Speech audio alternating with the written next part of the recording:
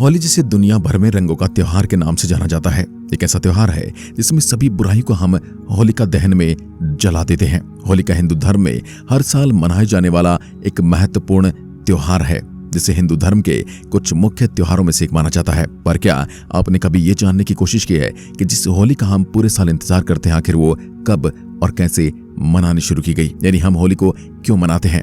आखिर भक्त प्रहलाद कौन थे जिनका जिक्र हमें होली की कहानी में देखने को मिलता है? तो दोस्तों, आज के इस वीडियो में हम होली मनाए जाने का कारण और भक्त प्रहलाद की कहानी जानने वाले हैं। चलिए पहले जानते हैं कि भक्त प्रहलाद कौन थे। दोस्तों, भक्त प्रहलाद भगवान विष्णु के परम भक्त कहे जाते हैं, जिनका जन्म एक ऐसे समय में हुआ था जहां पृथ्वी पर पूरी तरह से असुरों का राज था। तब असुरों का एक राजा था जो बहुत ही ज्यादा घमंडी और बहुत ही ज्यादा शक्तिशाली था। उस असुर राज का नाम हिरण्यकश्यप और उसकी पत्नी का नाम कयाधु था। हिरण्यकश्यप को भगवान ब्रह्मा से एक वरदान मिला था। इस वरदान के अनुसार हिरण्यकश्यप को देवता, राक्षस या फिर इंसान कोई भी मार नहीं सकता। इसके अलावा उसे न दिन में मारा जा सकता था और न ही रात में और न ही पाताल में और न ही आकाश में। इतना ही नहीं, बल्कि उसने भगवान ब्रह्मा से ये भी कहा था कि उसे कोई शस्त्र भी न मार सके। ब्रह्मा से इस तरह का वरदान मिलने के कारण अब हिरण्यकश्यप अपने आप को अमर मानता था और कुछ इसी तरह हजारों साल तक उसने पृथ्वी पर अपना आतंक मचाए रखा। उसके सामने दुनिया में कोई टिक नहीं पाता था और ऐसी स्थिति में अब उसका घमंड इतना ज्यादा बढ़ गया था कि उसने अपने राज्य में भगवान विष्णु की पूजा करने पर भी पाबंदी लगा दी, क्योंकि वह मानता था कि अब वही भगवान है या फिर भगवान से बढ़कर है। इसी दौरान दैत्यराज हिरण्यकश्यप की पत्नी कयाधु ने एक पुत्र को जन्म दिया। एक असुर का बेटा होते हुए भी वह भगवान विष्णु का बहुत बड़ा भक्त था। हिरण्यकश्यप ने अपने बेटे का नाम प्रहलाद रखा और हिरण्यकश्यप ने अपने पुत्र प्रहलाद की शिक्षा का कार्य असुर गुरु शुक्राचार्य को सौंपा। एक समय की बात है जब हिरण्यकश्यप ने अपने पुत्र को मारने के लिए अनेक प्रयास किए, परंतु उसका पुत्र भगवान विष्णु का इतना बड़ा भक्त था कि भगवान विष्णु ने उसकी हमेशा रक्षा की, क्योंकि भगवान तो अपने भक्तों की रक्षा स्वयं करते हैं।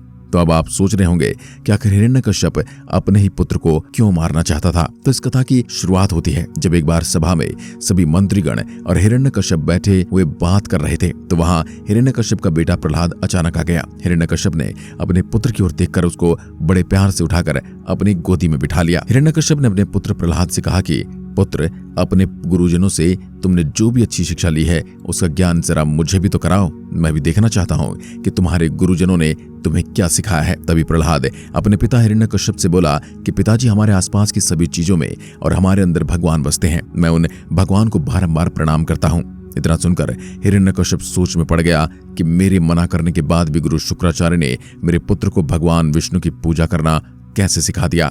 तब हिरण्यकश्यप ने प्रहलाद से कहा कि पुत्र प्रहलाद, इस जगत का सबसे बड़ा भगवान मैं हूं, तुम्हें किसी भगवान की पूजा करने की कोई आवश्यकता नहीं। तब प्रहलाद ने अपने पिता हिरण्यकश्यप को जवाब दिया कि पिताजी, इस जगत के निर्माता भगवान विष्णु ही हैं और वो सभी जगह निवास करते हैं। हिरण्यकश्यप भगवान विष्णु का सबसे बड़ा दुश्मन था और यह जानकर कि उसका पुत्र उसके सबसे बड़े शत्रु भगवान विष्णु की पूजा अर्चना कर रहा है, हिरण्यकश्यप को बहुत ज्यादा क्रोध आया और हिरण्यकश्यप ने तभी सभा में असुर गुरु शुक्राचार्य को बुलाया। उसने शुक्राचार्य से कहा कि मेरे लाख मना करने के बाद भी आपने मेरे पुत्र को मेरे सबसे बड़े शत्रु की पूजा अर्चना करना सिखाया, जबकि आपको पता है कि मेरा सबसे बड़ा दुश्मन भगवान विष्णु है। इतना सुनकर गुरु शुक्राचार्य ने हिरण्यकश्यप से कहा, असुर राज, मैंने अपने पुत्र को ये सब शिक्षा नहीं दी। मैंने तो इसको आपके कहे के अनुसार ही शिक्षा दी, परंतु मेरे लाख मना करने के बाद भी है भगवान विष्णु की पूजा करता रहा। असुर गुरु शुक्राचार्य की बात सुनकर हिरण्यकश्यप ने अपने पुत्र प्रहलाद से पूछा कि पुत्र, क्या असुर गुरु सत्य कह रहे हैं? अब प्रहलाद ने अपने पिता को उत्तर दिया कि पिताजी, भगवान ने ही पूरी सृष्टि को बनाया है, तो भगवान की पूजा करना कोई किसी को कैसे सिखाएगा? भगवान की पूजा तो हमें स्वयं करनी चाहिए, हमारे अंदर भी तो भगवान वास करते हैं।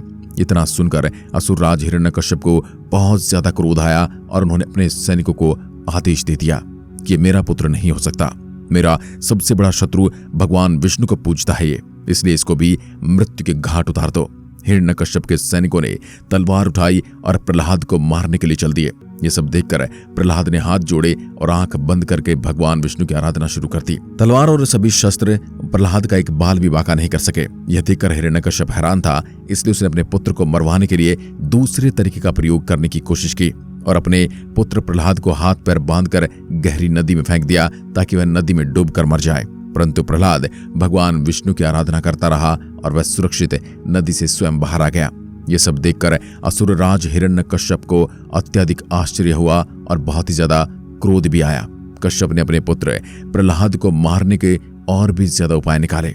हिरण्यकश्यप ने प्रहलाद को एक कोठरी में बंद कर जहरीले सांपों से डसवा दिया। वे सांप इतने जहरीले थे कि किसी को भी अगर सांप काट ले तो इंसान तुरंत मर सकता था, परंतु भगवान विष्णु की रक्षा करने की वजह से वे सांप वहीं से प्रहलाद को बिना काटे लौट गए और इस तरह प्रहलाद दोबारा बच गया। ये देखकर हिरण्यकश्यप ने प्रहलाद को रस्सी से बंधवाया और बहुत ऊंचे पहाड़ से नीचे फेंकने का आदेश दे दिया, परंतु प्रहलाद तो भगवान विष्णु की आराधना में लगा हुआ था, जिस कारण यहाँ पर प्रहलाद को कुछ नहीं हुआ। प्रहलाद को मारने के इतने प्रयत्नों के बाद भी जब प्रहलाद नहीं मर सका तब हिरण्यकश्यप बहुत हैरान था और उसने बहुत अधिक क्रोधित होकर अपनी बहन होलिका को बुलाया और हिरण्यकश्यप ने अपनी बहन होलिका से ये कहा कि बहन, मेरा पुत्र मेरे शत्रु विष्णु भगवान का बहुत बड़ा भक्त है, जिस कारण आने वाले समय में यह हमारे कुल का विनाश करेगा। इसलिए मैं चाहता हूं कि इसकी हत्या अभी करती जाए ताकि हमारा असुर कुल सुरक्षित रह सके। मैंने इसको मारने के अनेक प्रयास किए परंतु मैं इसको मार न सका, इसलिए मैंने तुमको यहाँ बुलाया है। मेरे पुत्र को मारने का कुछ उपाय तुम सोचो। तब हिरण्यकश्यप की बहन होलिका ने हिरण्यकश्यप से कहा कि महाराज, आप बिल्कुल चिंतित न हो। मुझे भगवान शिव से एक चादर वरदान में मिली हुई है, जिसको ओढ़कर मैं कभी अग्नि में जल नहीं सकती। यदि मैं प्रहलाद को अपनी गोद में लेकर अग्नि में बैठ जाऊं तो प्रहलाद अग्नि में जल जाएगा और उसकी मृत्यु हो जाएगी। यह सुझाव सुनकर हिरण्यकश्यप अत्यंत प्रसन्न हुआ और उसने ऐसा ही करने का आदेश दिया, परंतु जिसकी रक्षा भगवान स्वयं करते हैं उसका कोई कुछ नहीं बिगाड़ सकता। असुरराज हिरण्यकश्यप के आदेश अनुसार होलिका ने चादर ओढ़ ली और प्रहलाद को अपनी गोद में लेकर अग्नि में बैठ गई, परंतु चादर उड़ने के बाद भी होलिका अग्नि में जल गई और भगवान विष्णु की दया से प्रहलाद अग्नि से सुरक्षित बाहर आ गया। ये सब देखकर असुरराज हिरण्यकश्यप को बहुत अधिक क्रोध आया था, बहुत अधिक परेशान भी हो गया था। जब हिरण्यकश्यप के अपने पुत्र प्रहलाद को मारने के सभी प्रयास विफल हो गए तब हिरण्यकश्यप ने क्रोध में आकर अपने पुत्र से कहा कि हाँ, दिखा मुझे कि कहाँ है तेरा भगवान विष्णु। ये सुनकर प्रहलाद ने अपने पिता को उत्तर दिया कि पिताश्री, भगवान तो कण कण में बसे हैं और हर प्राणी के अंदर भी हैं। हिरण्यकश्यप ये सुनकर अधिक क्रोधित हो गया और बोला, क्या तेरे भगवान विष्णु मेरे अंदर भी हैं? प्रहलाद ने अपने पिता हिरण्यकश्यप से कहा, पिताश्री, भगवान विष्णु इस संसार का निर्माण किया है, इसलिए वह आपके अंदर भी हैं और इन सभी मंत्री मंडलों और मेरे अंदर भी हैं। ये सब सुनकर हिरण्यकश्यप ने प्रहलाद से कहा, क्या तेरे भगवान विष्णु मेरे सामने खड़े इस खंबे में भी हैं जिसमें ये महल टिका हुआ है? प्रहलाद ने उत्तर दिया कि हाँ पिताश्री, भगवान विष्णु चारों तरफ हैं और हर जगह हैं। इतना सुनकर हिरण्यकश्यप और क्रोधित हुआ और गदा उठाकर उस खंबे को तोड़ने चल दिया। हिरण्यकश्यप ने बहुत क्रोध में आकर उस खंबे पर मुक्का मारा। उस खंबे के टूट जाने से उसमें दरार आ गई और वहां से एक खतरनाक आवाज आई। वह खंबा टूट गया और जब सबने देखा तो उस खंबे में से भगवान विष्णु नरसिंह के अवतार में बाहर आए। नरसिंह भगवान का सर तो शेर का था परंतु शरीर एक मनुष्य का था, इसलिए उनको नरसिंह भगवान का नाम दिया गया। उनकी आंखें सोने जैसे पीले रंग की थी और चमक रही थी। उनकी दाढ़ी बहुत अधिक डरावनी थी। उनको देखकर कश्यप के सभी सैनिक मंत्री वहां से भाग गए और नरसिंह भगवान से दूर हट गए। हिरण्यकश्यप ने जब देखा कि नरसिंह भगवान तो सच में आ गए, उनको देखकर उसको बहुत अधिक क्रोध आया और अपनी गदा से उन पर वार करने के लिए उनकी ओर चला। हिरण्यकश्यप नरसिंह भगवान पर वार करने ही वाला था कि भगवान ने उसको दबोच लिया और उसको अपनी जांघ पर बिठाकर अपने तेज नाखूनों से उसका सीना चीर दिया, जिसकी वजह से हिरण्यकश्यप की मृत्यु हो गई। भगवान अधिक क्रोधित हो रहे थे। ये देखकर प्रहलाद भी डर गया और नरसिंह भगवान के चरणों में लेट गया। भक्त प्रहलाद को अपने चरणों में गिरा देख नरसिंह भगवान का कोमल हृदय उसकी विभक्ति से पिघल गया और भगवान ने उसको उठाकर अपनी गोद में बिठा लिया। तब नरसिंह भगवान ने प्रहलाद को उसकी भक्ति भावना से प्रसन्न होकर उसको वरदान दिया कि प्रहलाद की इस भक्ति को जन्मों जन्मों तक याद किया जाएगा और जो व्यक्ति भगवान की भक्ति भावना नहीं करते वो व्यक्ति प्रहलाद से एक अच्छी सीख लिया करेंगे। तो दोस्तों, तभी से होली का त्योहार मनाया जाने लगा, जिसमें होलिका दहन उस कथा को दर्शाता है जिसमें होलिका भक्त प्रहलाद को लेकर आग में बैठी थी। जहां वह सोचती थी कि यानी बुराई तो बच जाएगी और अच्छा यानी प्रहलाद आग में जल जाएंगे, पर हम सब जानते हैं इसका उल्टा हुआ और बुराई उस आग में जलकर राख हो गई और भक्त प्रहलाद की अच्छाई आग से बचकर बाहर आई। तो दोस्तों, आशा करते हैं अब आप समझ गए होंगे कि होली का त्योहार क्यों मनाया जाता है। अगर आपका कोई सवाल या सुझाव है तो आप मुझे कमेंट बॉक्स में लिखकर बता सकते हैं। आज के लिए बस इतना ही। धन्यवाद।